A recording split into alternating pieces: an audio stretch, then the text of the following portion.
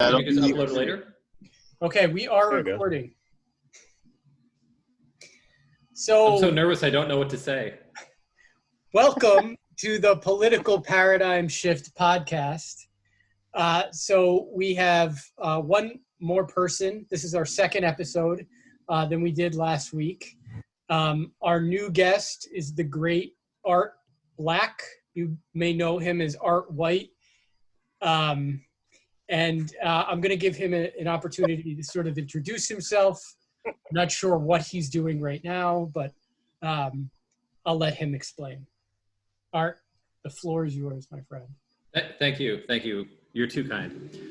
So what's up, everybody? I'm Art Black. You all know me. I'm famous. So the deal is I'm actually surrounded by people who are a lot smarter and better educated than I am. So it's somewhat intimidating, but I'm still going to carry on. So the deal is, growing up, I grew up in Southern California, rich, stupid, hoity-toity nonsense. I went to Cotillion, if you know what that is. It's dancing, formal ballroom dancing. When I was like 8, they would put me in a suit and I would have to go from like my ridiculous private school. And it was the kind of private school where like if you were bad, like they would put you in like a closet and like you would be like sealed in for isolation. And you pay extra for that. Like you don't get that in public school. You actually have to pay like people to run like a prison camp for kids. It was great education as far as like the, mechanics of it. But holy shit, did that turn me into like a hardcore libertarian at a young age? Like a just crazy authoritarian streak, which I've never really fully shaken, aside from voluntarily joining the army. But long story short, I came from a really super highly privileged background. I didn't really have the language for that back then as far as like why I didn't like it, but I really hated my entire social environment. I'm just like, I don't like these people. I don't want to be around them anymore. I'm just going to join the army and just be around like real people, do real shit. And so I tried to join the army as an infantryman, and I had super high test scores. So the recruiter told me, "Oh, I'm sorry, you don't qualify to be in the infantry." And I wasn't like, I didn't know anything. So I'm like, "Oh, okay, well, what do I get to do?" And they're like, "Well, we can make an intelligence specialist. Is that okay?" I'm like, "Okay." So that's apparently a really hard job for a recruiter to fill, as opposed to infantry, who like anybody with a pulse can do that. So, and I have great respect for the infantry. So, if you took offense to that in your infantry, then, but the whole point of that is that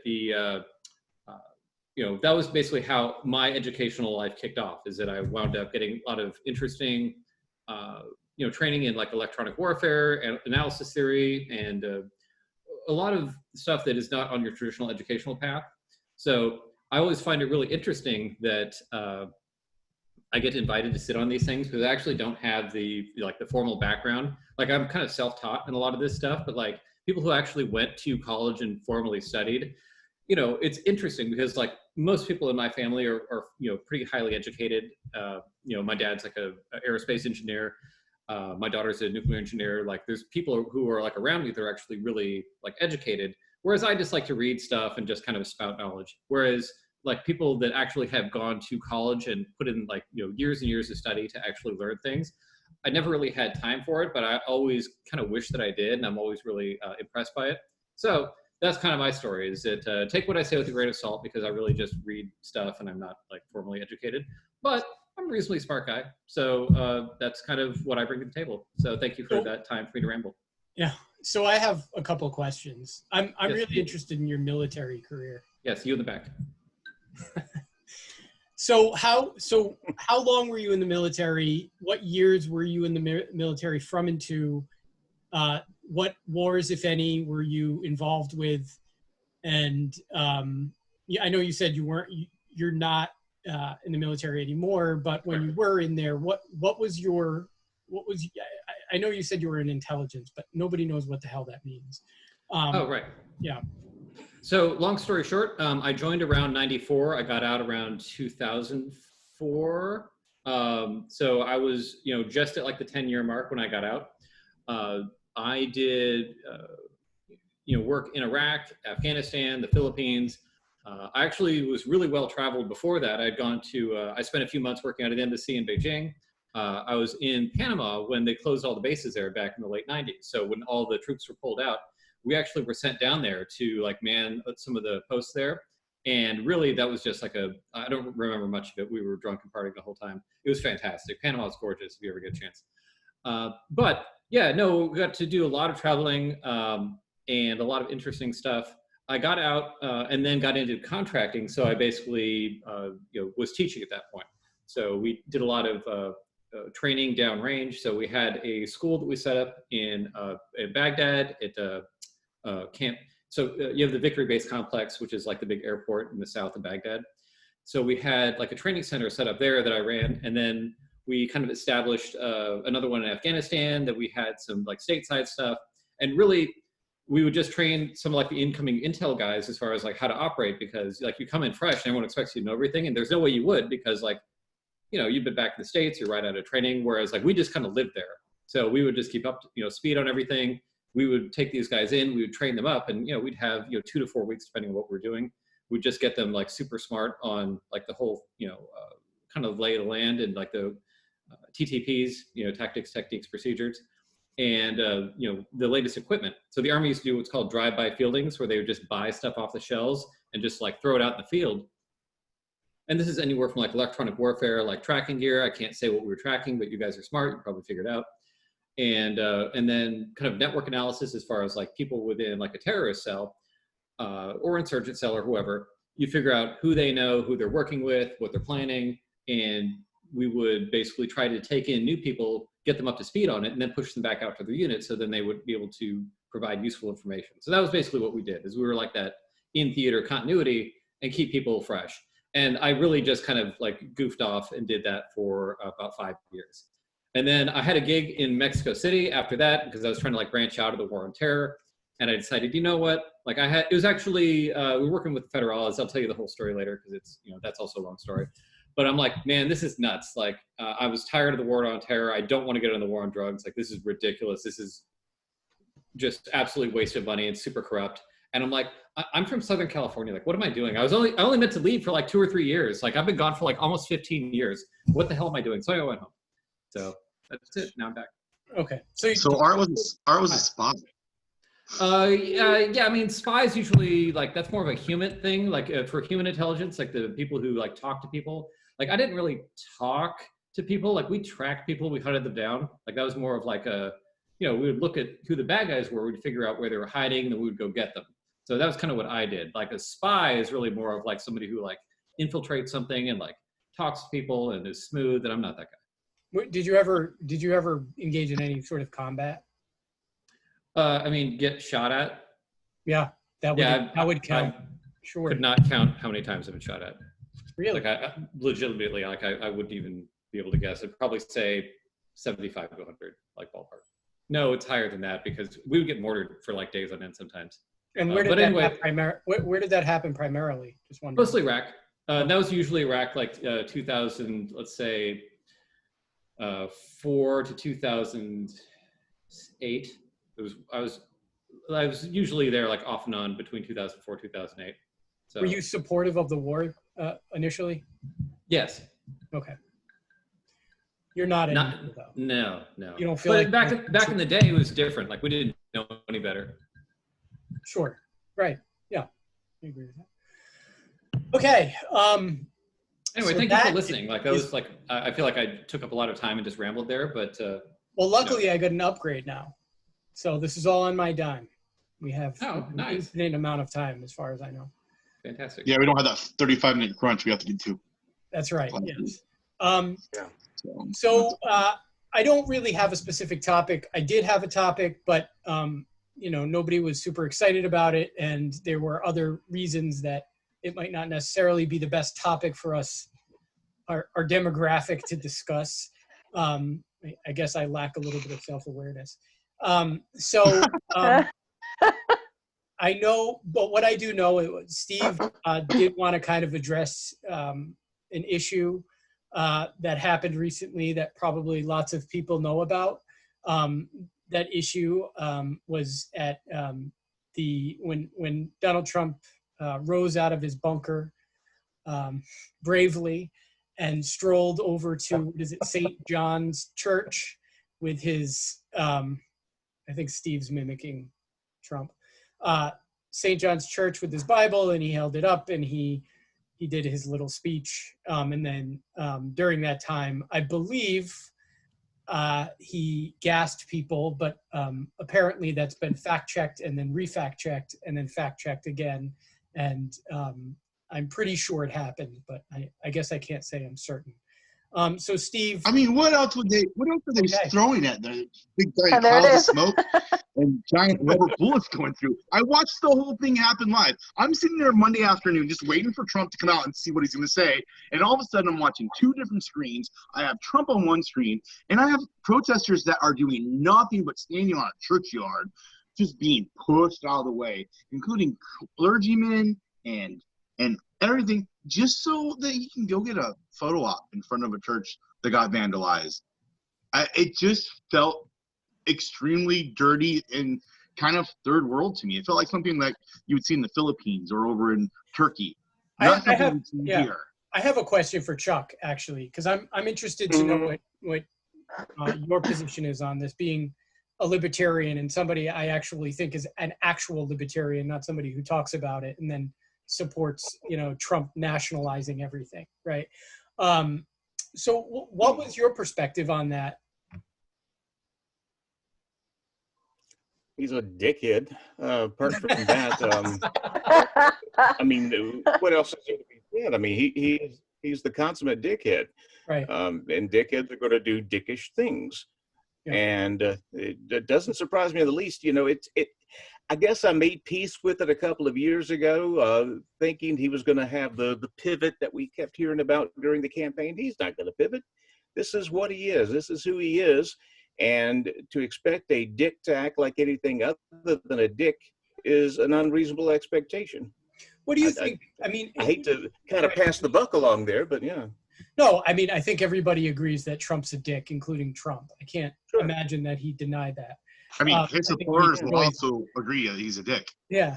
But from a governmental standpoint, like a more of a macro standpoint, do you feel like that that has it's more dangerous generally to society, to American society? Do you feel like it does damage when he does things like that? Do you see it like Steve sees it as more being like fascistic and No, the long-term impact is that it will do damage insofar as this is another instance where we're ceding just a little bit more authority to the government. Again, it's all window dressing. He wanted to get in front of a church, hold up the Bible that he's not touched, I would guess, in 3 years, and get a great little photo op and score those oh so precious points against the opposition, own the lib, so to speak. But in terms of, long-term, this is bad for us. Also, I think when Democrats get the White House, they're going to go fucking scorched earth. And it's not going to be pretty for anybody, I don't think. Gosh knows. But, I kept hoping when Trump got elected that it would help the left realize some of the perks of federalism, some of the perks of limited government. Quite the opposite has happened. They know at some point they're going to get controlled again, and they have no qualms at all that I can tell about the increased power that the executive branch has corralled in our generation. It's been a terrible thing to watch. I agree with that. And I think if you guys noticed, my trajectory went a little bit right over the past couple of years. And I know it's a tragedy. It's actually been a pleasure to watch, Nick. I think one of the main reasons for that is Trump. It's also the left, Antifa, honestly. Stuff like that really, drove me away. But it is. I mean, the fact that I saw how much, it scared me. And so I feel like it's had that impact on me, for what it's worth, Chuck. So Heather, being our token, I guess there's a lot of leftists here, but No, I'm probably the farthest left. That's true. well, you're definitely the strongest Bernie supporter, Yeah. for sure. So what do you say about what happened, and then if you want to respond to what Chuck said about, big government. So about what Trump did, however it happened, whether it was, pepper balls or actual, cans going out, I think it was wrong all around. I think he disrespected, the First Amendment right. And I think he's trying to say that he's all about the Constitution. And it was just such a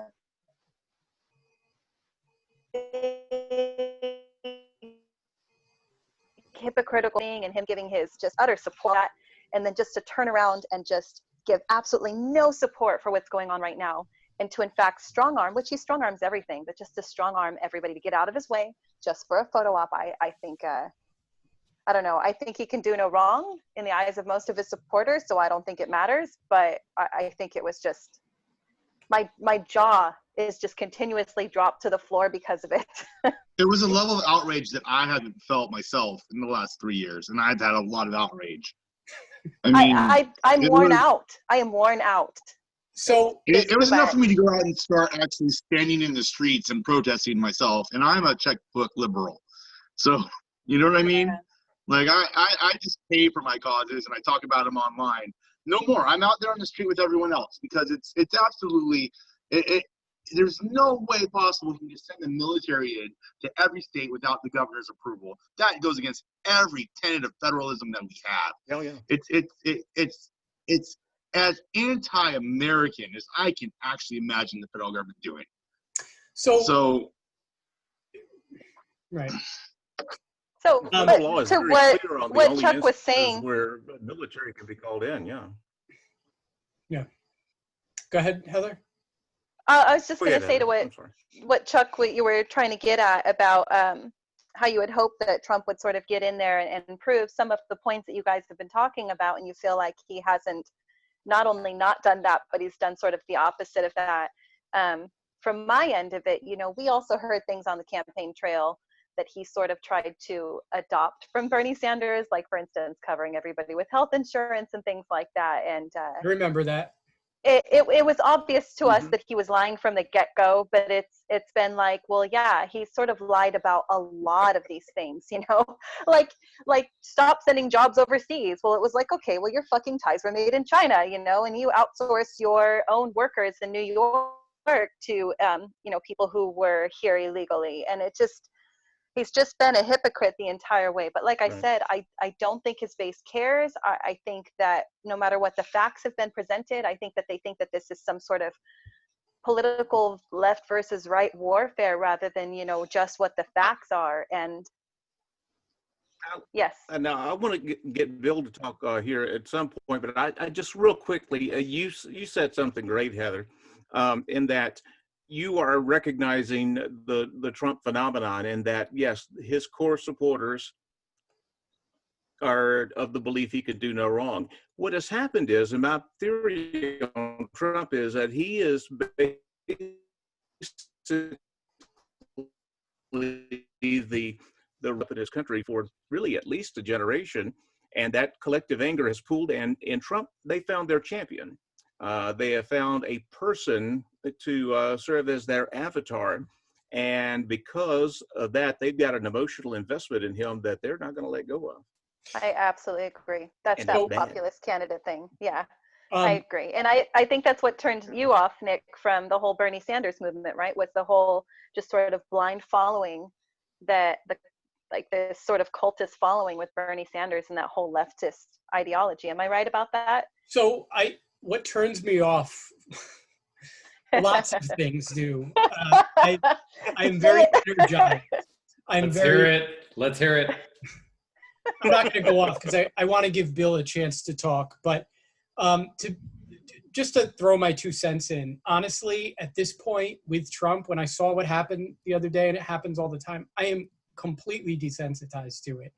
I have my outrage literally is gone. I don't have it anymore. I think he is. I think he's awful, but I think he is an extension of a lot of people who live in this country. They voted for him. Tens of millions of people support him blindly. without question. And so that's a problem, right? And the other side of that is the left, and there's far leftists who similarly support Bernie Sanders blindly, or a leftist leader. And it's just tribalism, and I really feel like that's the part of the problem in our political system. That's what's destroying us. But Bill, I want to get your input here as the guy who does not have a political home, how you see this. I know you're a little bit more sympathetic to Trump and Trump supporters, and you definitely feel some, frustration with the left for sure. So what are your thoughts? Well, boy, what a great group. What a really thought-provoking conversation, and what a treat to, be here with y'all rather than trading insults and memes online. Do that later. Yeah, we'll do that later. I'll be on Facebook. We're so much more civil in person, right? Well, That's true. and that is, there's a lesson in that, I think, for all of That's right. us. I mean, here we all are getting together around some core stuff and finding common ground rather easily. Trump's a piece of shit. He's a fucking garbage human being. You take that back. Oh, man. When I became aware that he was utter fucking crap was during the campaign when there was an issue around him paying his contractors on a hotel, and that's actually what I do for a living partially is design and build energy systems. So I know a lot about that whole contractual and that give and take and stuff. And the move he pulled was just such a fucking garbage move. And I actually was, talking a lot to a, fellow contractor, a much bigger contractor than me, really gung-ho Trump guy.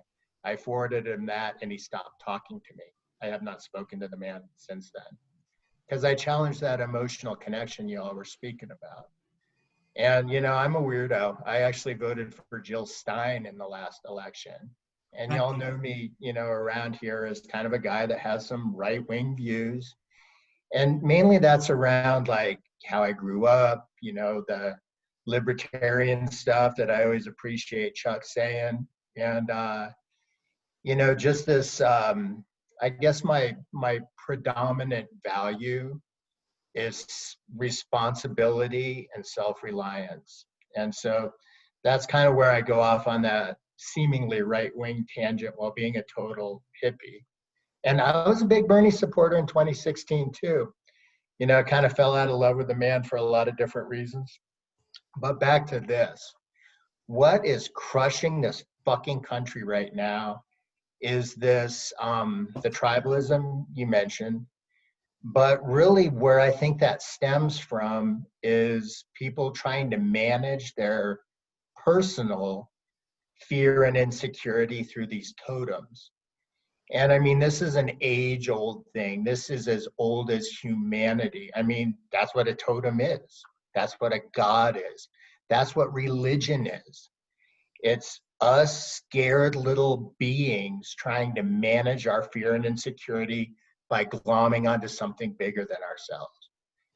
And, we're seeing that happening in the streets in America right now. People that would be scared to act alone when there's a big crowd, all of a sudden they're burning cop cars, smashing windows, beating people down. This is not behavior that people do as individuals usually.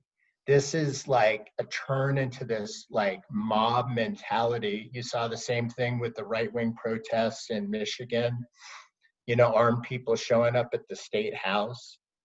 And fundamentally, I just got off a 5-hour drive and actually an 8-hour drive, sorry. So I'm a little fried, but this whole time I've been kind of thinking about this unrest. And you know what I think is a major component that we're all overlooking here? The fact that we're on the tail end of a 10-week lockdown.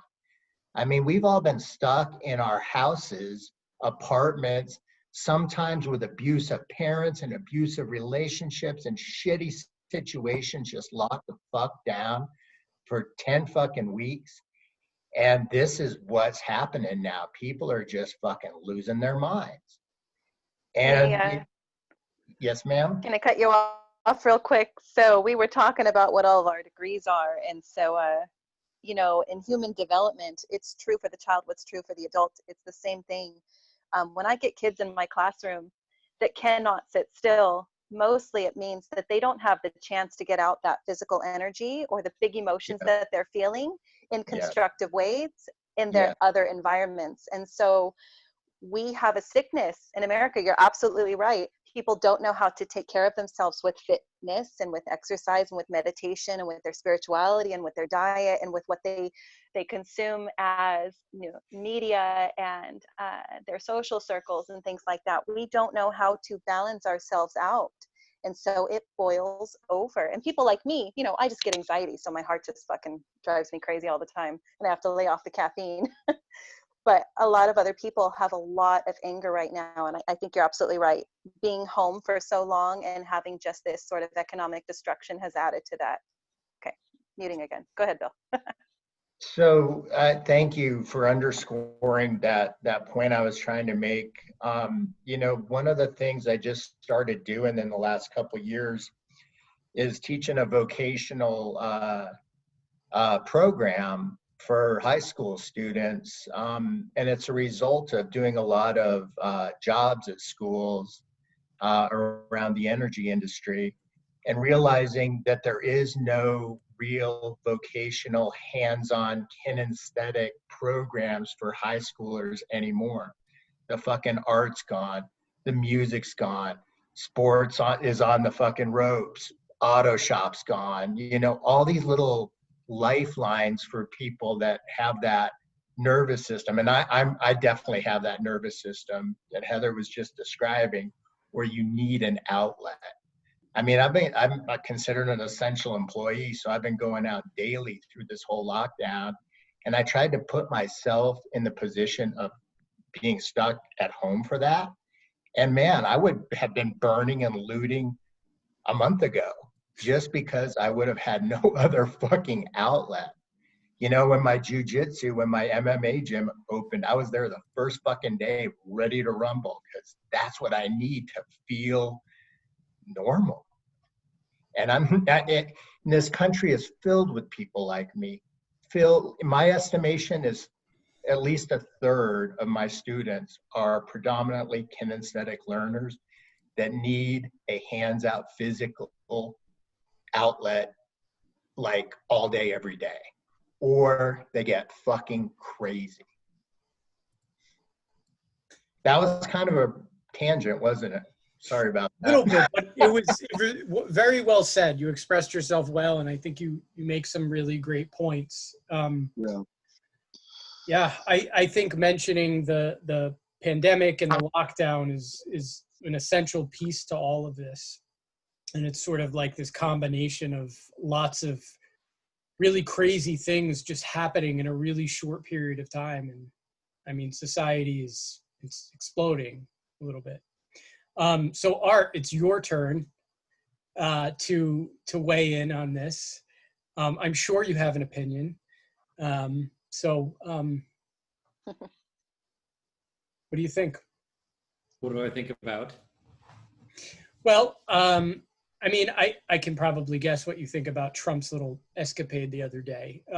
But just generally, I mean, we can make this more broad. Do you agree with the analysis that tribalism is a real problem in the United States? You know, what other factors do you feel like are playing into what's going on right now? And, you know, that's it. I mean, as a general rule, what's really interesting about the United States, and again, this is my uneducated but observational kind of view, is that our system, despite being one of the newest countries in world history, is extraordinarily stable. We have the same government that we basically started with. If you go back 244 years, almost no country you look at actually is still operating on the same system.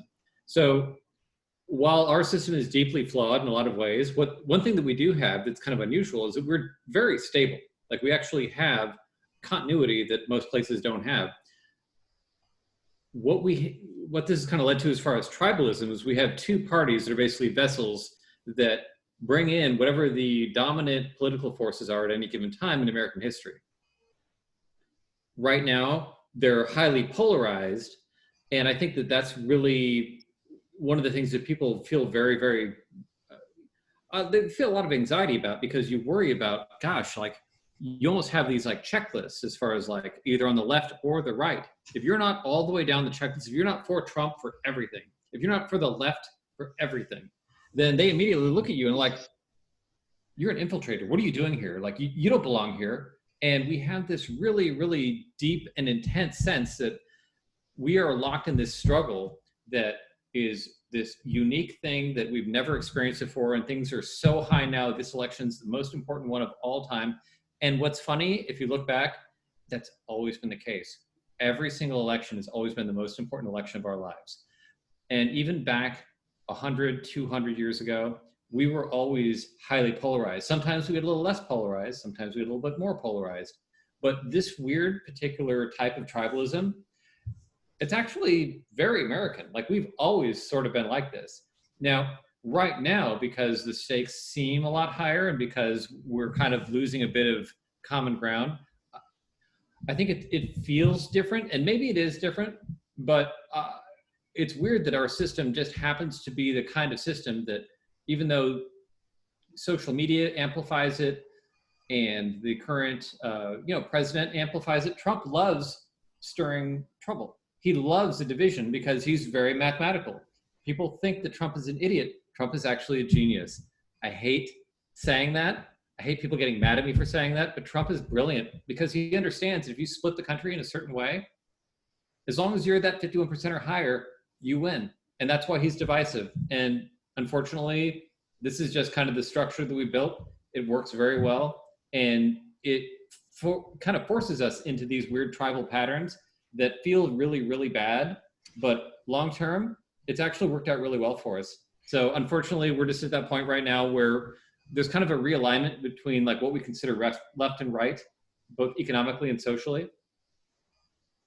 And Trump himself is just a reprehensible person in any quantifiable way. He's the kind of person that a evangelical would never, ever, ever believe in, other than the fact that he just decided to sign up to be the hitman for the right wing. And even though he's not a right winger, he's not obviously not a Christian of any type. They're just going to back him because he doesn't care. He's just going to be their enforcer. So that's kind of where we're at now, is that we just have this weird kind of development in American history where we're still as polarized as ever, we're still as tribal as ever, but with social media, it feels a lot more intense and like it feels like the divisions are a lot more, but I don't know that it's ever really been different. It's just this weird thing where we just feel it more.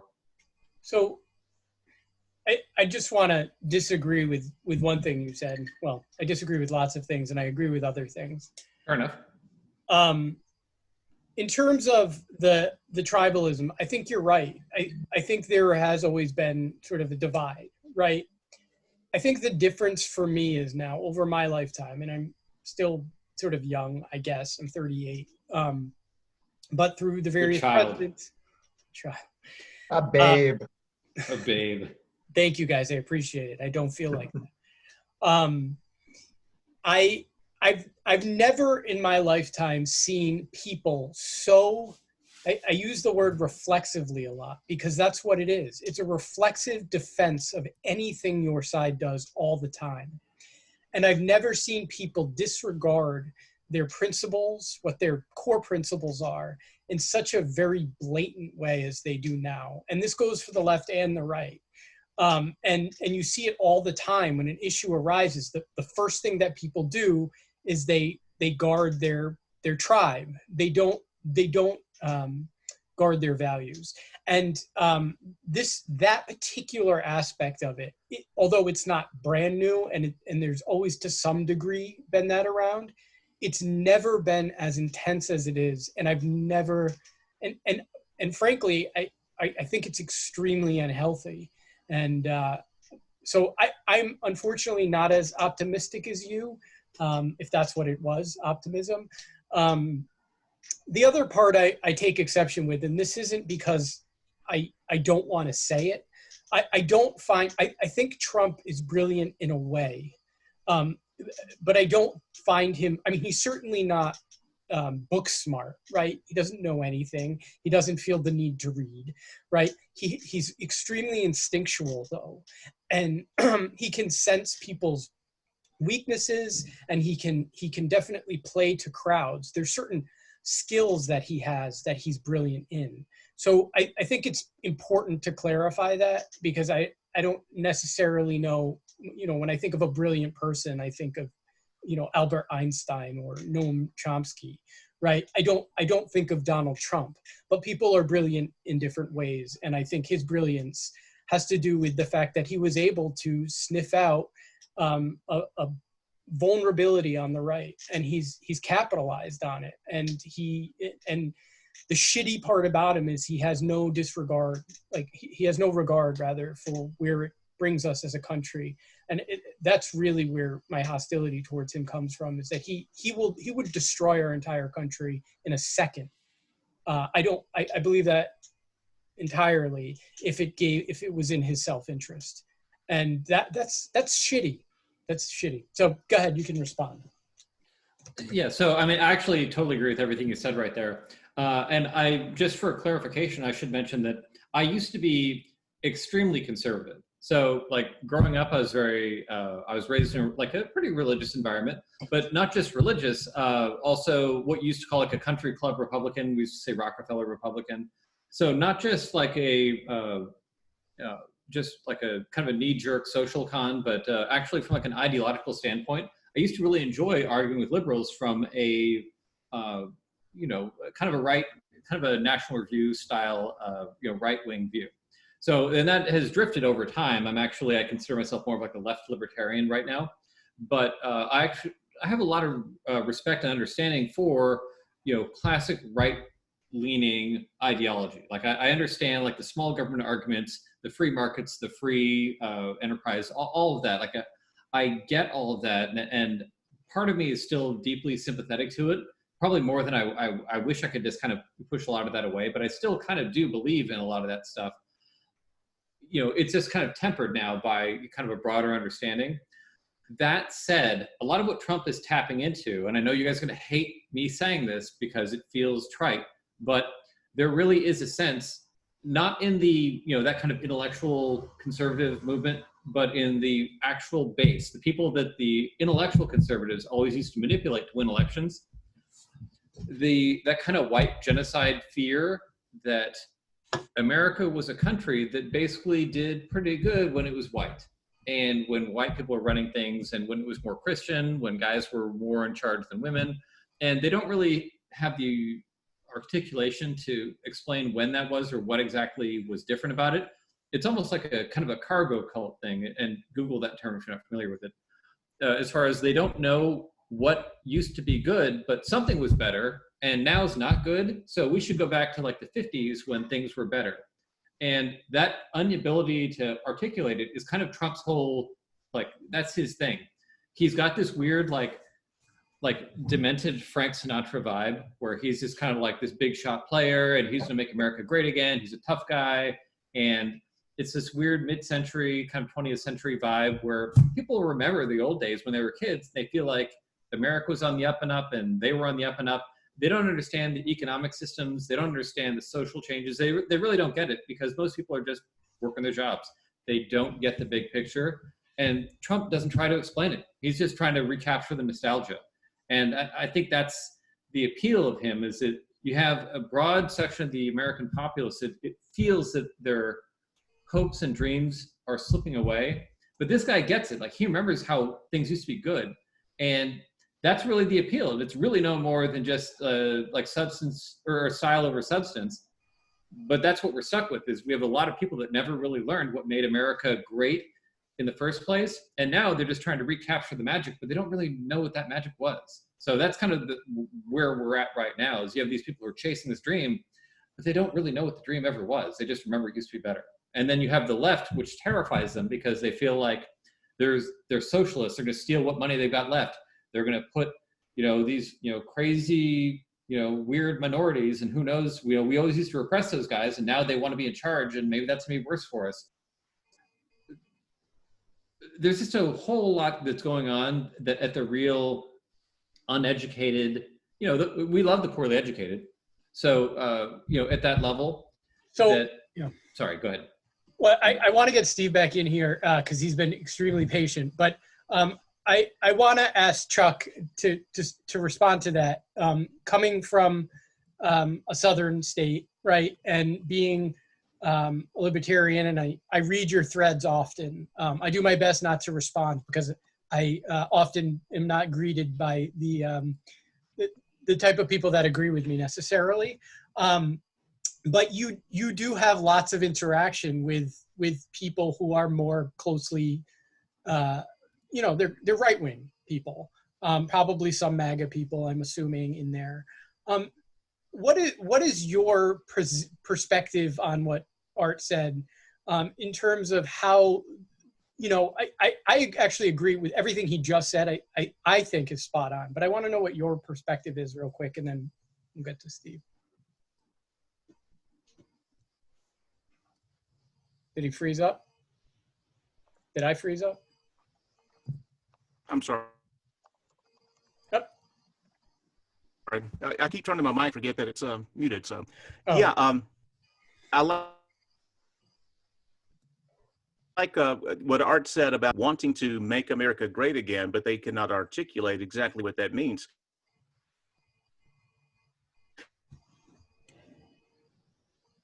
Well, that's by design. Trump a path towards achieving that. Trump wants to make sure that is as vague as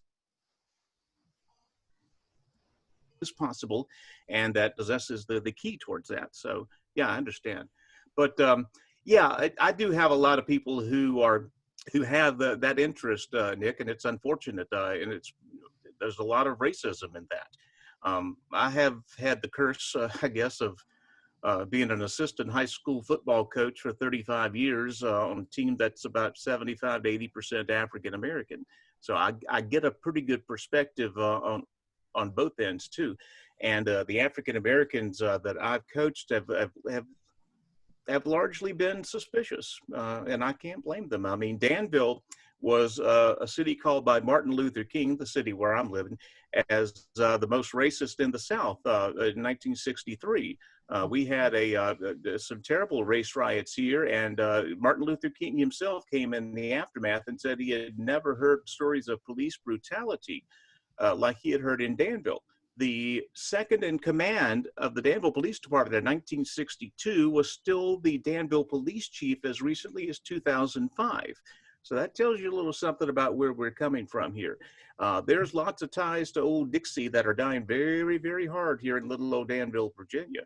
And I don't like that. I don't like it at all. And I hate it when people automatically conflate me with that line of thinking. It really, really pisses me off for several reasons, most of which I consider racist to be a very, very bad thing.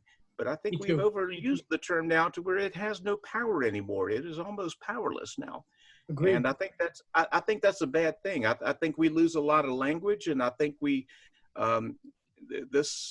wanting to identify those who disagree with you as racist, misogynist, sexist, or whatever, automatically, we lose debate, we lose IQ points. I don't like that at all. But yeah, Danville, where I live, is in a very unique situation. And the racial overtones to MAGA, yeah, they're real. They're very real.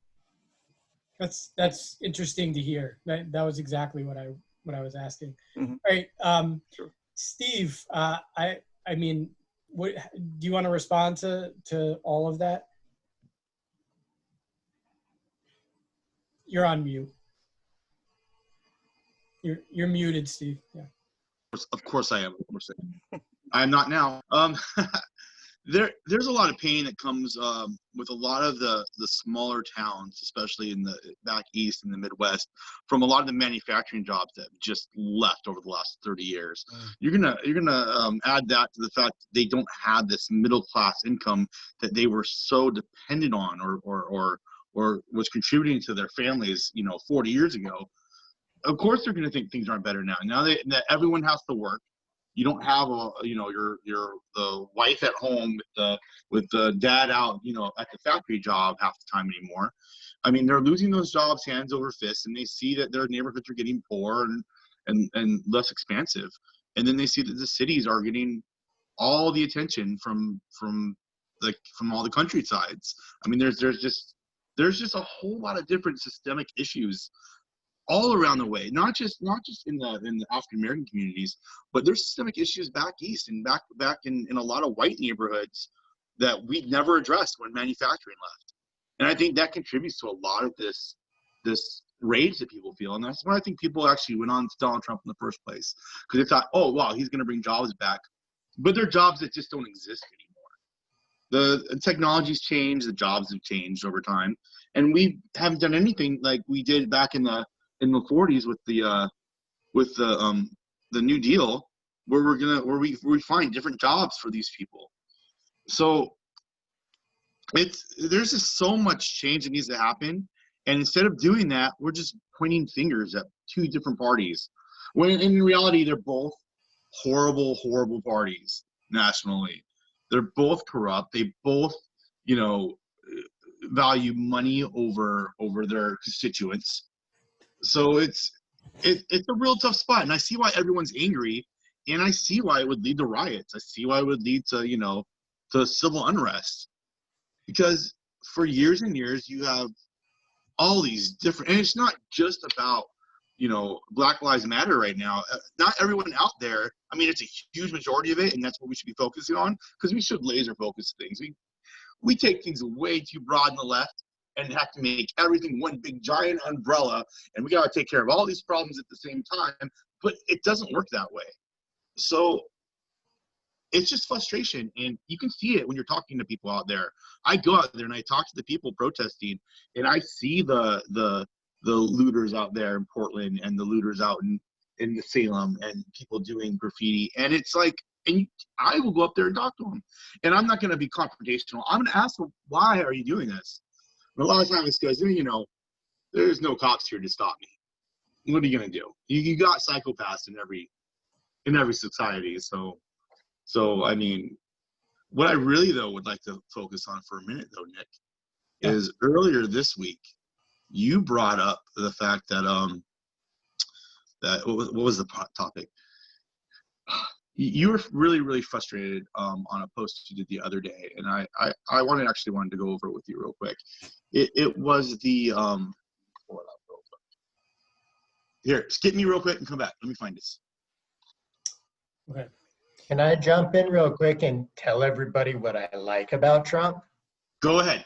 I want to hear No. this. Just kidding. All right. So everybody's mentioned some pretty accurate things about a lot of different segments of our society.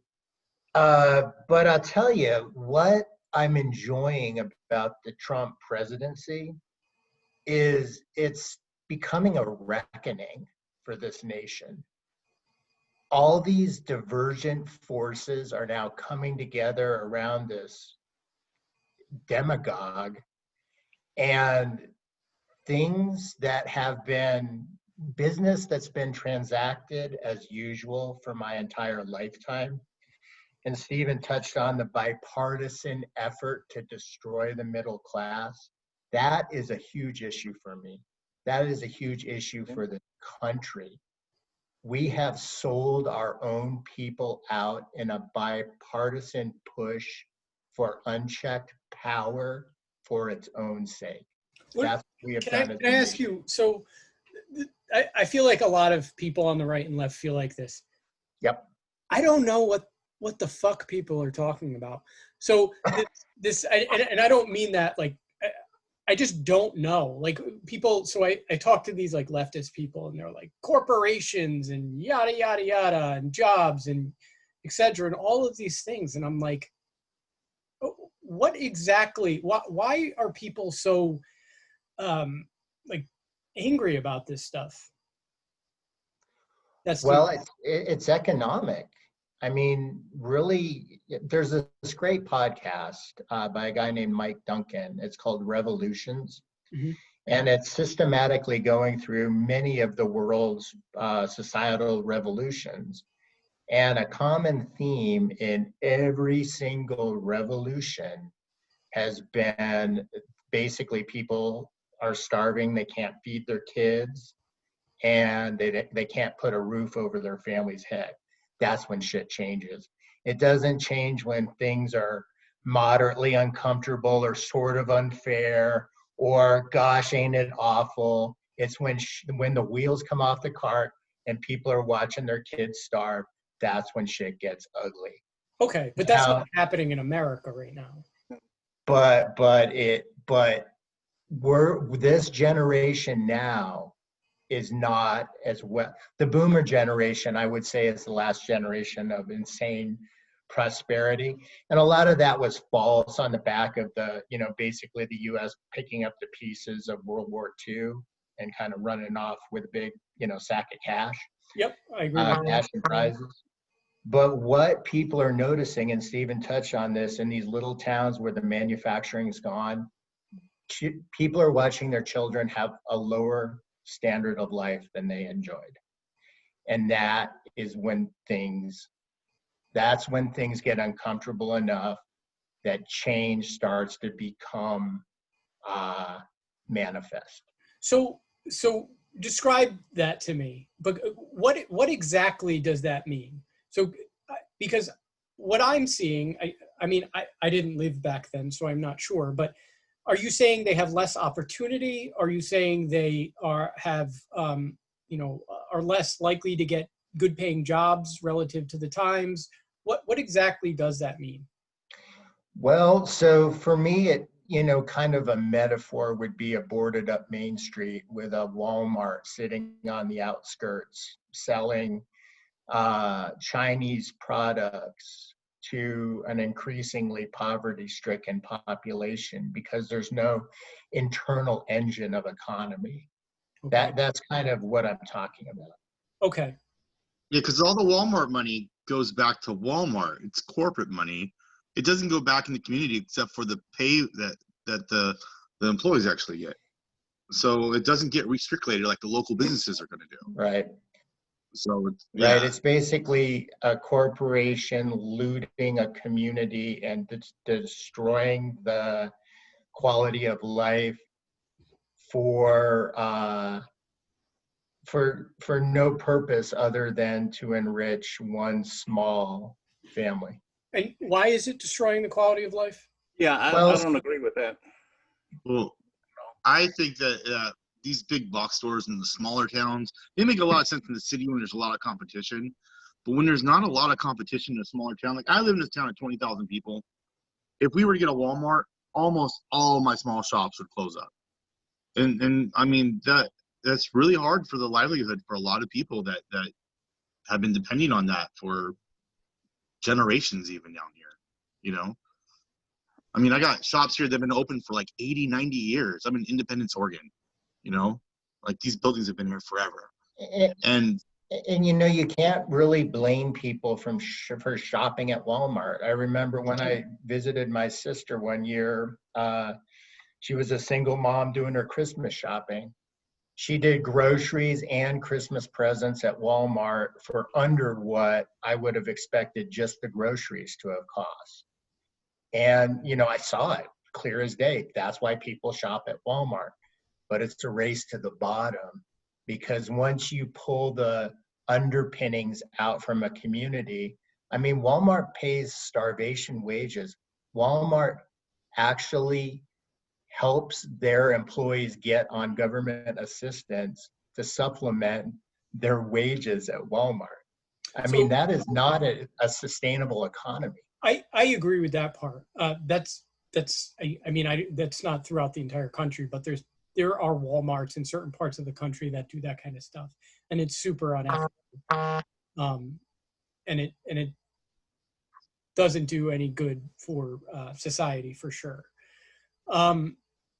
Steve, did you remember what I was? Yeah, I got a fun topic for you. Okay. I got a very fun topic for you. Yeah. Earlier, you were complaining about the left wanting to defund the police. I wasn't complaining talk about about the it. left. Well, I was complaining. The left is stupid, right? This is what they. Yeah. This is Nick Unhinged. So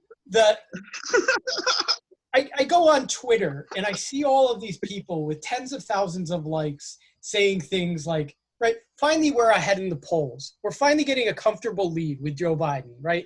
The number one priority should be winning the Senate and getting Trump out of office. And what do? They start promoting these ridiculous ideas, right? And then so I challenge these ideas on social media and I say, hey guys, maybe change this because this isn't, you're not going to market this idea to anybody, right? Nobody's going to, defund the police, right? And so the response from everybody, and this is the response I get all the time, right, with these stupid arguments, is that, I'm sorry, that's not really what we mean. Okay, so what do you mean? And basically what they mean is, well, we need to restructure the police. So in other words, we need to, demilitarize, which I totally agree with. I don't think that, the police need to have tanks. I think that's absurd. But if you're going to restructure a massive institution in the United States, you're going to need lots and lots of money, right? It's not just going to happen. You're going to have to train lots of people. It's just going to be massive, right? And the problem with a lot of police officers is the culture, right? So it's going to take a really long time, and it's going to be a learning experience, and it's going to cost lots of money. So defunding them makes absolutely no sense. And from a practical standpoint, when the public sees that, they're like, oh, there they go again, saying crazy shit. And people like Joe Biden and other Senate candidates can't come out and challenge that, right? Even though they're probably better off doing it, because then they'll get attacked from the left. So it's like they're the left, as a group is I think a better slogan. Yep. A better slogan, Nick, Yep. would be demilitarize the police. I agree. A better slogan would Everybody could get on board with that. Everybody. Yeah, right. That would be great, but that's not what they're saying, right? It's and so it's the same thing with what was the other issue? When everybody at the Democratic debate raised their hands and said, yeah, let's provide universal health care for people who are here illegally. Whether or not they agree with that or not, it's a super unpopular idea and nobody wants to hear it. Just shut the fuck up. Really. The problem here, Nick, is that you're looking at it through the lens of a political scientist. Nick, preach. Right? You're not looking at it through the lens of like someone who's out there being pushed around by police on a normal daily basis. So I mean, you're looking at it through a different kind of lens.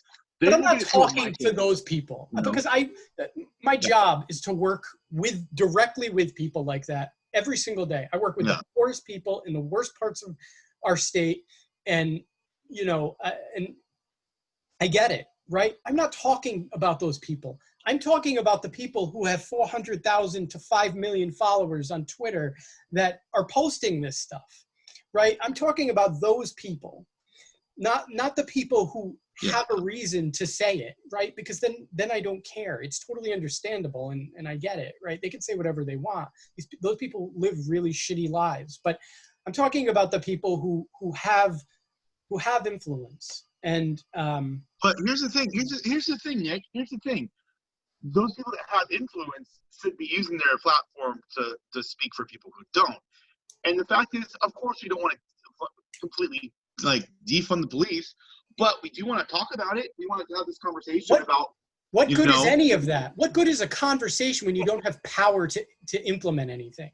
You can say all you want all the time. If you don't have the Senate and you don't have the presidency, guess what? The opposite is going to happen. If Trump remains president, he's not going to do anything you want him to do.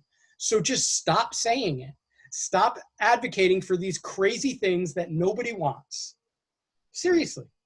They should be advocating for how to get. I'm sorry.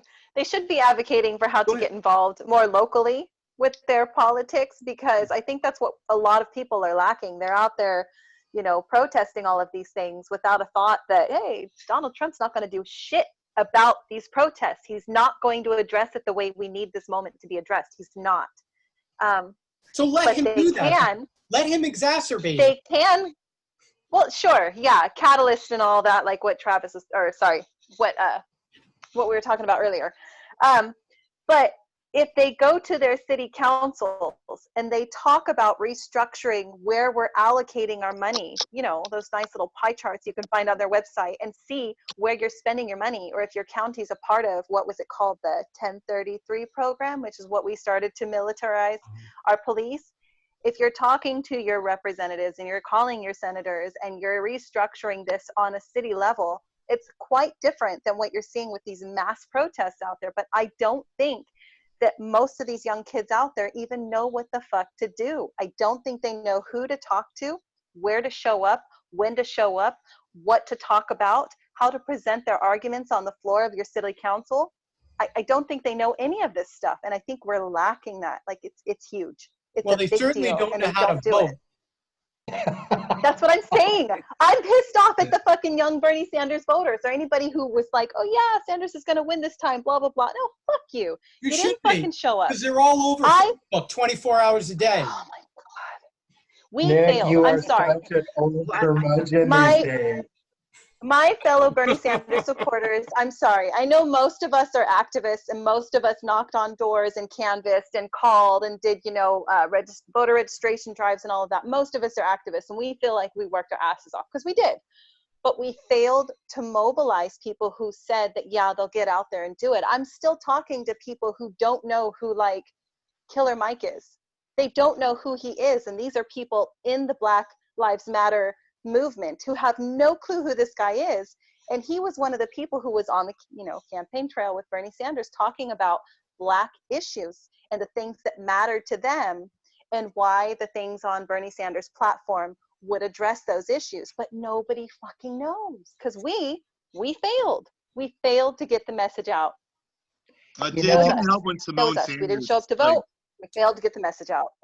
it Good didn't on help you when for Simone Sanders recognizing like jumped ship and went over to Biden's campaign either. Yep. So I think what Nick was doing here is taking a very sober approach at all this. Number one, none of this is going to much matter if the Republicans are still in control of the Senate and the White House. The Democrats have got to come up with a way to make Michigan, Wisconsin, and Pennsylvania turn blue. Defunding police or running on a platform of that, giving free health care to illegal immigrants, is not going to turn those states blue. It is simply not going to do it. Correct. That's just the way it is. That's correct. So you're saying attack this from a space where we get people to understand why those policies would work better for our country. Yes. The problem isn't. I feel like at the heart of it, everybody has good intentions. The Yeah. problem is in the messaging, and the other problem is that nobody can take feedback. So when you're like, Yeah. okay, why don't you say it like this instead of that? People start calling you racist or something, right? Or Nazi adjacent or something. I'm just kidding. I'm just joking. I felt like I wasn't No, supposed to be true. mad It's about true. what happened Monday to protesters, because they're supposed to only focus on Black Lives Matter this week. So I mean, like, it is a messaging issue here. We can't chew gum and walk at the same time, apparently. So I don't know. But what There's do a you lot of see? problems we One need of to the solve. best things that I've seen come out of these protests is the Black Lives Matter protesters actively going out and finding these people. I like to call them pieces of shit, who are doing things like looting and hurting other people and infiltrating this movement. Yeah. And that's tainted. Yes. Right? Those are some of the worst people. And I'm sorry, but it's you know, so anyway, I just feel like those videos of them going up to them, those kinds of things are really important. And I feel like I agree. BLM has increased their popularity too since this whole thing started. So one thing that from Antifa. You guys notice the looting slowed down immensely over the last like 3 or 4 days. Like it has almost stopped in my state. In Portland, it's not happening like it was. The protesting is getting stronger and the looting's getting weaker. So I think the protesters' message is starting to actually resonate more, and the looting is starting to slow down. Maybe because everything's out of like supplies, like all the TVs are gone. I have no idea. They run out of TVs. One thing that I kind of wanted to go back to on from our inaugural podcast was, what I was saying about the hearts and minds being the change. And when your messaging alienates people by design, and I'm very guilty of this online, I say some provocative things and, get the ball rolling and let the chips fall where they may. That is not a productive way to communicate. A productive way to communicate is like what we're doing right now, face to face, cards on the table, heart to heart. And, when we can facilitate that conversation in successively wider realms in this country, that's when this shit's going to start to get resolved. Not this, tribalism, this reactivity, this putting up your dukes, and if you're not with me, you're against me. That only leads to more violence, more fighting. Yeah, it just reminds me of like Star Wars, like the dark side. Like if you're not with me, you're against me. Every time I see the left and the right, their mentalities just are so, that's such a good way to describe it. If you don't agree with us down the line on every issue, then Well, and it's because they're utterly fucking terrified. If you scratch the surface of any committed ideologue, it's because they're fucking scared. And if you can break through that, then we have a conversation. That's interesting. I guess I just thought you were idiots. Yeah, go ahead, Heather, and then I know Art bubbling up over there. Yeah, he hasn't talked in a while. I just wanted to say, when Chuck was talking about the anger that's sort of just built up and boiled over with a lot of the working class and stuff, and how we've touched about that. And we've watched the jobs go overseas and all of this other stuff. There was a weird sort of common thread between like Sanders supporters and Trump supporters in 2016 that we were sort of riding together in that sense. But then I watched them go this way, and then we went this way. And to this day, it just baffles my mind that they think that the answers are to go back to the way things were as opposed to moving forward with the moment, because I just don't see how we can ever get back something when the world is changing around us. So I just wanted to say that we have this common thread here, and we're all upset about it, and we're all angry, but we have these like deep core, I guess, values, that says, well, we take care of it this way. And they're like, no, we take care of it this way. And we can't seem to agree on those. That's all I wanted to say. Okay. Art? So we're in an interesting point in our civilization where people are kind of freed up by social media. And I think it really is, a lot of it is just social media that's gotten to the point where we can now get past the gatekeepers that used to filter us. So we used to have Democratic and Republican like party bosses. They would take information that came up to them, and then they would kind of synthesize it and realize, all right, that's stupid, that's not stupid, or we're just going to go with that. And they would, from their vantage points, make decisions basically on the behalf of other people. If you go back 50, 100 years, like we didn't have the kind of primaries we have now. Like the idea of like, oh, Bernie's been cheated. Like, man, in 1968, the guy who won the primary wasn't even running. Like they just got to the end of the primary and they're just like, we're not going with that guy. Like right now, if like, imagine Biden won and the DNC is just like, we're not going with that guy. Like that's just how it used to be. Like it was just more of a suggestion box than it was really like anything binding. And it's still not binding now. So we're just at that point. Conventions matter then. Yeah, no, exactly. Conventions really matter then. And now it's just kind of like, it's almost like an election within an election. And we take it very, very seriously. Like, this is the will of the people. Whereas really, the Democratic and Republican parties, they're corporations. Like, we pretend like there's some vessel of democracy, but they're not. They're just like literally private corporations that just happen to organize political, belief in candidates into, these silos. When you have a revolutionary kind of let's say a movement that's going, and you've heard of Saul Alinsky, so Rules for Radicals, fantastic book if you haven't read it. But that's the sort of thing where you can channel people in a very kind of aggressive revolutionary way to change society against a status quo. You can have a status quo and you can have like a revolutionary movement. That's kind of how our society has been for a long time. But we're in this weird position right now where we have two revolutions going on at the same time. We have this, whatever's going on within the GOP, where you have the base that's basically wrested control of the party from the elites. That hasn't happened to the Democrats, but they're trying. Like the Bernie folks, other elements that are underneath are trying to take power away from the elites. It happened on the Republican side first, where you have the mass of people who have always wanted some kind of dimwit carnival barker like they've got right now, like some guy, like third world strongman like Trump. This is the kind of guy that the GOP base has always wanted. Like they're thrilled that this dude is here now because he's not a Mitt Romney type. He doesn't play nice. He's out there like chest thumping, and he'd be crushing beer cans on his head if he was younger. Like they'd be thrilled with that guy as president. Whereas on the Democratic side, they got really close to Bernie Sanders, but there's so much latent like elite, whatever you want to call it, within the United States that it's kind of coalesced around Biden right now. Obviously, Biden's not ideal. He's not really anybody's ideal, but he's kind of like that throwback to the time when America was sane. So they're kind of rallying around that to recapture it. But the Democrats don't want it either. Like they just don't want like Trump's weird, like ethno-fascist, whatever you want to call it.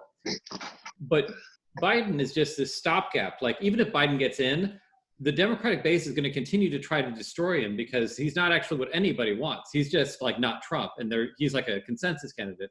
So you kind of have these two revolutions going on at the same time, which is not sustainable. Like ultimately, you can have a revolution and a status quo.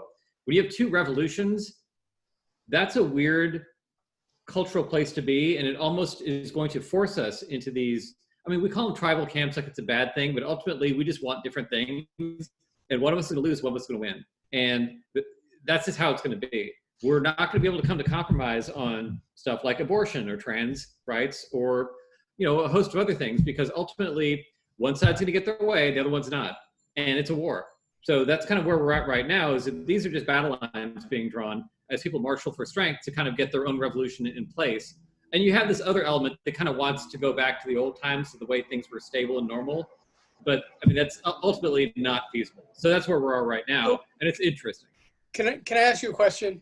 Sure. Would you say it's accurate to say that the revolution that you're describing, like on the right in the Republican Party, has happened? It's no longer a revolution; it's final. Yes. No. I mean, this is Trump has taken over. He's eliminated the old guard, and aside from a couple of holdouts like Mitt Romney, most of the old guard's been wiped out. Okay, and the basis for the new guard, or whatever you want to call it, is basically whatever Trump says it is on any given day, with the exception of some issues. So like if Trump said, I'm for abortion tomorrow, that might not be something that people would put up with. But for the vast majority of things, Republicans are pretty flexible about whatever he wants to do, right? Well, take bump stocks. Like if Barack Obama came out to try to ban bump stocks, which is like it's a modification to an assault rifle where you could get like a weird ghetto version of like automatic fire. Yep. So it's a thing. There's no freaking way. Like if Barack Obama had done that, Sean Hannity would literally like fire would pour out of his eyes on live television. Like there's just no way. Whereas with Trump, they're like, I guess we don't get no bump stocks no more. Yeah. That's a perfect example. Yeah. So just as an example, but I'm sorry, but go ahead. So, well, I'm just asking. So, when you had Reagan, and I know lots of people didn't like him, but there was an underlying philosophical view, right? And nice. And so there was like an intellectual foundation to conservatism, whether you agree with it or not. There is an intellectual foundation. Do you think what is the intellectual foundation of Trumpism besides Trump? I mean, you're going to hate my answer. You really want to ask me this? Yeah. The white nationalism. Okay.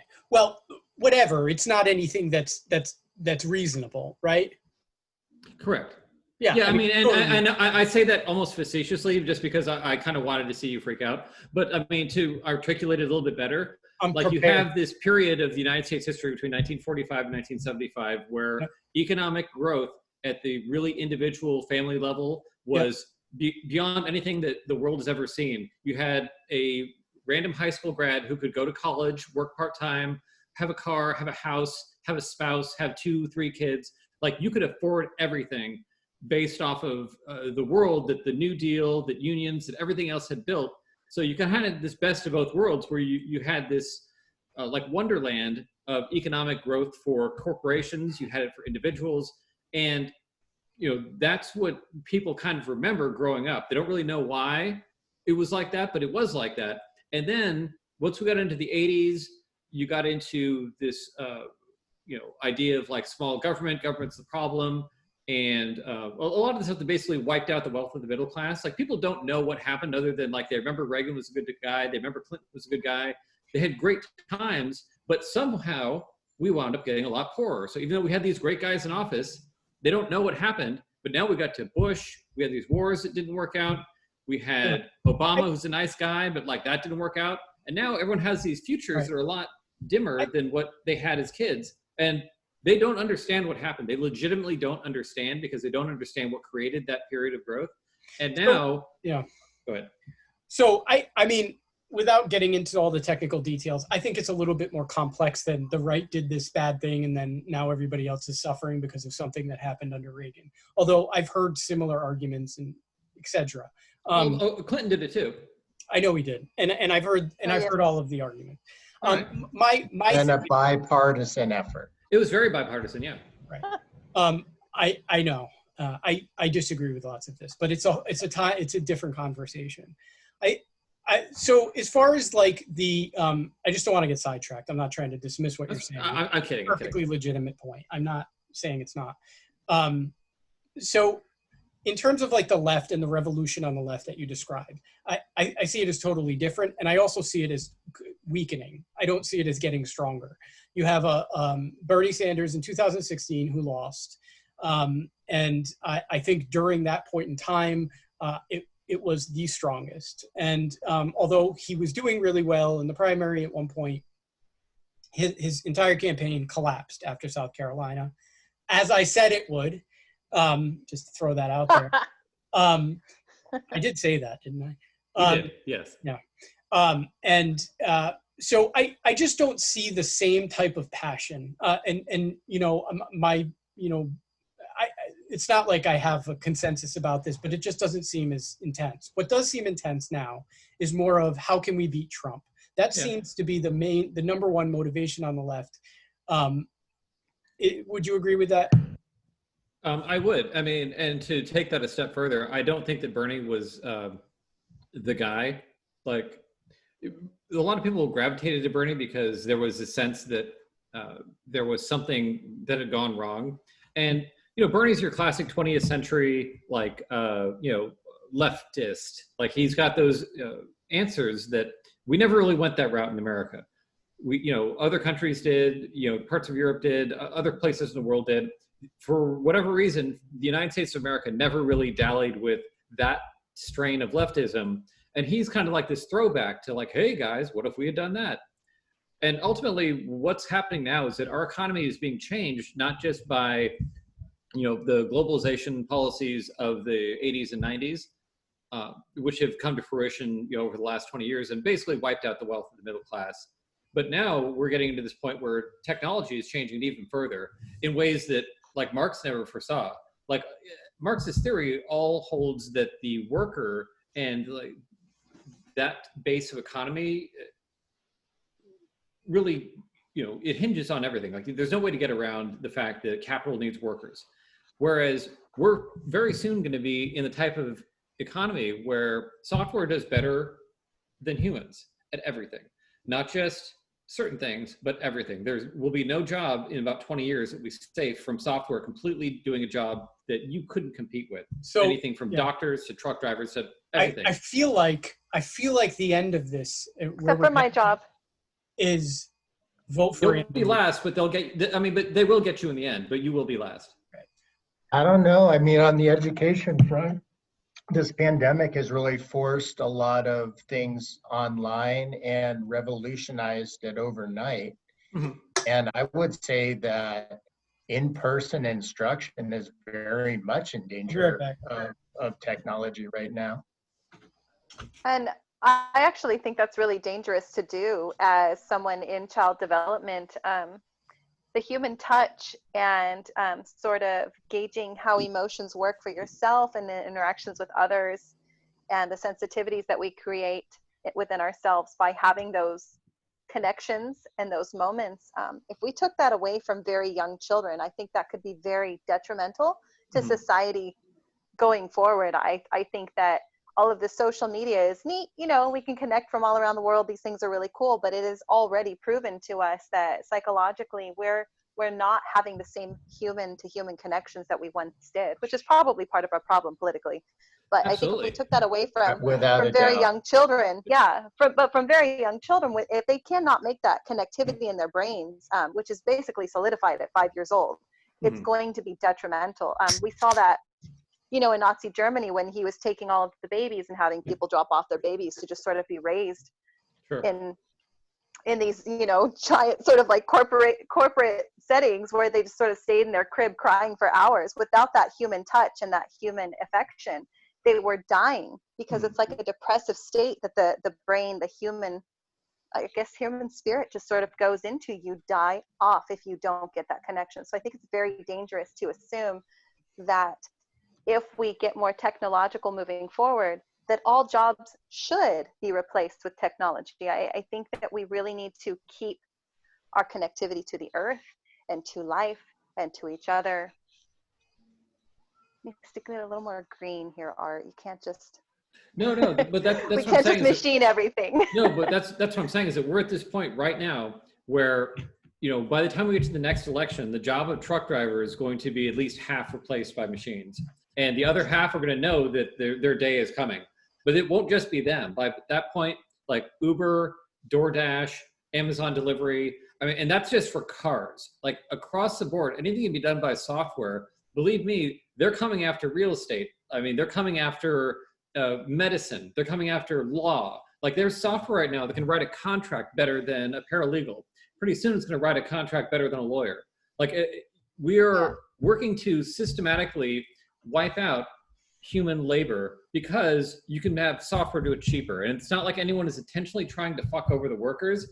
It's just what we do because this is innovation. It's actually going to be fantastic if we harness it, but if we don't, it's just going to wipe us out. So at some point, we're going to get to the social pressure where, and I was kidding about them coming after your job last, because ultimately you really can't substitute human interaction. Like that's the one last thing that is of great value that we really can't get around.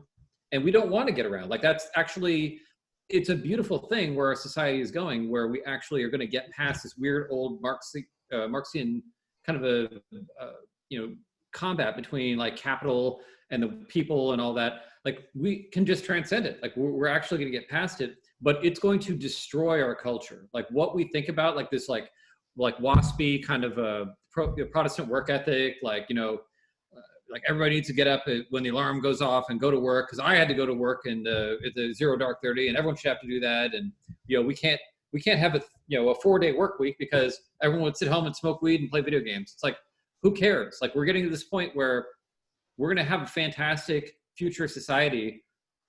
We need to get over a lot of shit, because if we don't, if we try to work ourselves to death, we're going to work ourselves to death, and we're still going to lose. The machines are still going to beat us, and it's going to happen in the next 10 years. Yeah, and we sort of built our wealth on that. Our you know, prior in America in the early 1900s, we worked our asses off for that industrial revolution. Sure. You know, we were working nonstop, and that's a part of being an American for sure. I think that has a lot to do with the reopen protesters. It wasn't necessarily that they were losing their jobs and losing, you know, money or income or anything. It's they need to toil. People need to toil. People need to work. They need to feel a sense of worth. And I think people tie themselves to their work in that sense. But Okay. you're absolutely right. We have to make this very purposeful if we move forward and machines and apps and computer programs do take over. We can do this in a better way. We absolutely can, but we have to be really mindful about it. And I don't know if we're there. I really don't think we are. But there's plenty of stuff that we could do productively, just as far as raising kids. Like right now, we try to outsource so much of that. But if like we actually focused a lot of our effort on like, hey, this is our most primary function of society is to raise educated, intelligent adults that can think critically and all that, which right now we just kind of skip past. We're like, yeah, like get through school so we can put you to work in the factory. Like we really don't raise our kids in the way that we could, but all of society. School is a factory, actually. That's what school is a factory. Yeah. No, I mean, but that's where we're at in a culture is that we have really kind of powered through. And in a way, it's beautiful because we've made life great for our descendants. Like in the next 100, 200, 300 years, we really just kind of sucked it up and pushed through a lot of bullshit at the end of you know, the Industrial Revolution and the information age. And we're just like, okay, we could have made this easier on ourselves, but we didn't. We're just going to like hammer our way through, and we're going to get to this point where the machine's going to take over. And we could have gone slower, but we didn't. We're just hammering through. So I think we're going to start wrapping up. I got to get going. Not to cut anybody off. We're solving all the problems of society. And I know this topic in particular energizes Art. It's interesting, but I do have to get going soon. So we can. Does anybody have any final thoughts they want to talk about? Anything in particular they want to say? I just wanted to add. Yeah. Oh, go ahead, Steve. No, you go first, Heather. Oh, I was just going to say, in talking about, you know, Trumpism and the change in the Republican Party and how Bernie didn't quite make it and how we do see sort of a revolution on the left as well to get some change moving. I don't think that anybody's thought 10 years down the road from now for where either of these movements and these ideas are going to go and what that leadership is going to look like. I think they're tying it to a person, and I think that's wrong. And I'm afraid that once Bernie goes, because it's going to happen soon, and once Trump goes, that's going to happen soon as well, hopefully sooner than later. I don't think there's an actual plan for how to keep these movements going forward. I was just going to tell everyone to be safe. I know a lot of people are protesting this week. Watch your backs. Don't agitate the police on purpose. You know, and God, for God's sakes, guys, don't go out looting because you're angry. Use your voice and go vote. Wear a mask. Wear a mask. I have no advice to give anybody. You know what I've been kind of getting out of the last tail end of the debate between Art and Heather is I think and actually the debate prior when we were talking about revolutions in American politics is the idea that history kind of echoes these cycles, and we're just part of another larger cycle that's happened before. And I guess my final thought on all that would be one of my favorite Voltaire quotes. History is filled with the sounds of silk slippers going downstairs and wooden clogs coming up. That's nice. Interesting. Everybody's like, what the fuck was that? I'll think about No, that. actually, I thought that was really cool. I was trying to figure out what it meant for a couple seconds there. So, Chuck, do you have any final thoughts? Yeah, just in terms, just to wrap up, basically, I did a blog post on it today, so I'm not going to get into a lot of detail, and you may not agree with this, but the evidence is, to me, increasingly coming in that COVID-19 was not the bubonic plague we were led to believe it was. Again, were the lockdowns necessary? That's entirely subjective. I can't prove they're not any more than you can prove they were. But as we peel this onion back, it is looking to me more and more like we trashed the economy for insufficient reasons. I'll just leave it at that. Okay. I mean, that's an opinion. Art? I mean, I guess I don't disagree, but this is what happens when you don't lead. Like Trump decided that he was just going to not lead, and then whatever happened, happened. And this is what happens when you don't lead. Like he let his sort of advisors say things, and then the governors did things, and he's just like, well, I don't take responsibility. Like whatever happens, like I'm just the president. Like I don't have any role here. And this is Actually, what the happens. governors have more power than the president, really, for a lot of this. Well, I mean, power, yes, but as far as like influence, when you're in the national level and you're, at the top of the food chain, you're taking in data and, medical advice and all that from everywhere. I mean, certainly like in Delaware, the government, the governor of Delaware has had more power than the president. But, for dictating national policy that controls the national economy, that's kind of what we have a president for. And if he doesn't want to do that, then that's why the economy crashed. So I think I owe it to Chuck to say this because we had some pretty heated debates on Facebook. I actually agree with him here, and I know that Heather is sympathetic to this argument too. I think you're right. I think it's debatable whether or not we needed the type of restrictions that we had or not. I mean, you could, whatever. But the fact that, that it within like a week's period of time, everybody stopped talking. I mean, people went from you're killing grandparents, Grandma right? killer, yeah. Grandma, that was a thing, right? To, being in groups of 150 people, right next to them with no mask on. Fight the power a week later, yeah. Right. And all of a sudden people forgot about that. That is a great example of the problem that we're talking about here and the tribalism. And it's just based on nothing, right? It's just based on people being angry about one thing and then being angry about another thing. There's no foundation to this stuff. It's just tribal. I posted this earlier on my own private page. And I like the way it was worded, and it kind of put that feeling out there, and somebody wrote on Twitter, people are asking how I can be so pro-quarantine and now pro-protest. And I'll put it like this. If the bus driver tells you to put on your seatbelt, you absolutely should. If the bus driver starts shooting passengers, it's probably worth unbuckling. So sometimes in some emergency situations, you have to weigh the consequences. And What? right now, who is being shot? Wait. No, well, he's talking about like the lethal issue of like police brutality, like basically like getting a haircut. And I'll be the first one to tell you, getting a haircut ain't that important.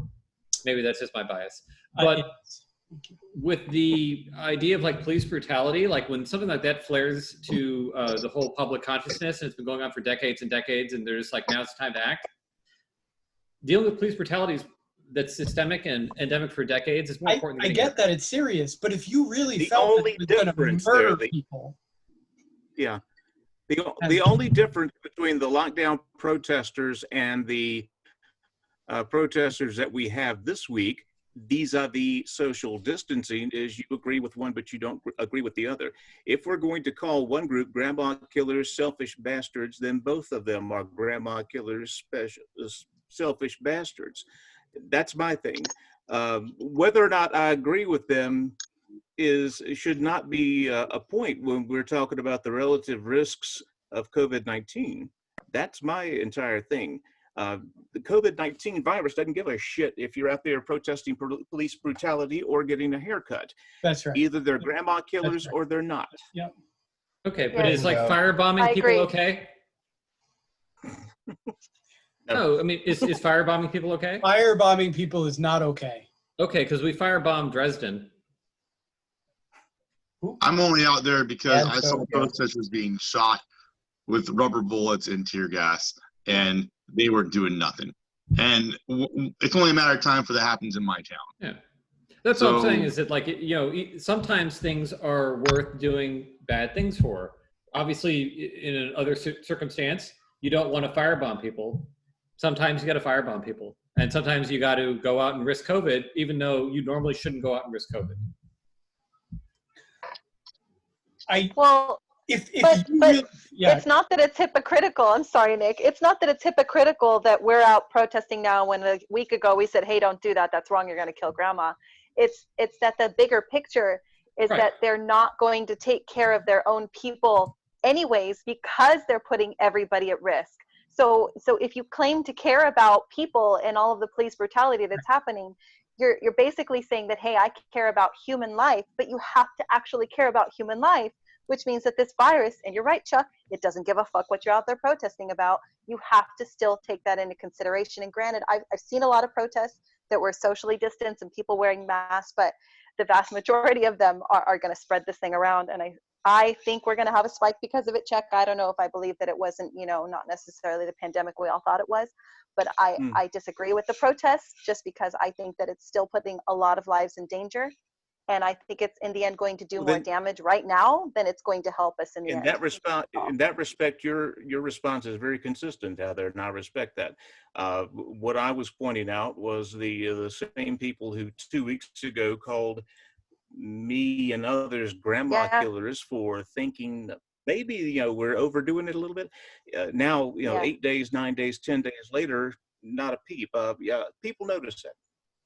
Well, I'm a civil libertarian, so like I don't agree with the curfew either way. Mm-hmm. So I agree with that. I also, to be fair, I also felt, that the people who wanted to be reopened and stuff, I think they had a lot of valid points. My boyfriend has a small business out here in Ventura, and it has been affected. I, too, work with families like Nick does that have been extremely affected by not having their jobs or being cut down part-time, and it's a really sad situation. And so I understand the depression that people feel and the economic situations that they feel and losing their livelihoods, like that stuff's real. And being stuck at home with abusive relationships, that stuff's real. And I feel like the left completely failed on their response or being vocal about how this was affecting people psychologically at home. It was like, nope, just stay home, stop it. That wasn't right. That wasn't right. We needed to give it more airtime and more conversation about the real effects of how people were feeling. I agree, Art. Haircuts aren't that fucking important. I've got all these beautiful gray hairs coming in and I don't care right now. But, there was a real thing that happened. And like you said earlier, Nick, BLM going out there and saying, hey, guys, don't be violent, and the calls for not rioting and not looting and stuff. In the same respect, what I found horrifying on the right with the reopen protests was that Confederate flags were showing up, Nazi flags were showing up, Alex Jones and his 5G conspiracies were showing up, and nobody said, hey, get out of here. That's not what these protests are about. I wish they had done that. It would have been a lot more respectful. So. Yeah, they do like the co-op protests on the right, pretty much. Oh, yeah. so one thing that Sorry, Nick, I'm going to let you wrap this up. I'll stop. Before we all go, one thing that I think we've all kind of ignored is there's possibly a economic component to this looting that is rooted in all this unemployment and people losing their livelihoods and jobs. I'm sure it doesn't help, for sure. I think it's a combination of lots and lots and lots of stuff. It's a good point. So, on that note, I think we covered just about everything in society tonight. This was a great discussion, and I really appreciate everybody joining in. It was phenomenal having Art join us. You are a pivotal part of this process. Thank you. Yes, Art. Yes. And obviously everybody else. And hopefully next time, Afra can join us as well. I'm I'll hold my breath. Well, this is what she said, and maybe we should plan a little bit better. But she did say that she wanted to do it a little bit earlier, which I'm fine. I mean, Saturdays I'm fine. I'm not sure how you guys are, what your guys' days look like, but I'm pretty much open on Saturday, so I can make it work. But I had a lot of fun, and I thought this was great, and I hope we do it next Saturday. And if you guys are down, let me know. And for everybody else, I know we recorded this and it wasn't live, but everybody, thank you for listening to us ramble on. We are, we are not experts for sure, but we are. That's right. That's right. Yeah. But we really enjoy politics, and we feel really strongly about our positions, and we know some stuff. So it's not a complete waste of your time, I hope. So in any event, thanks guys, and we'll be back next week. All right. Yay. Bye. Yay. All right, guys. Have a good night. Take You care, too, all. Heather. Thank you.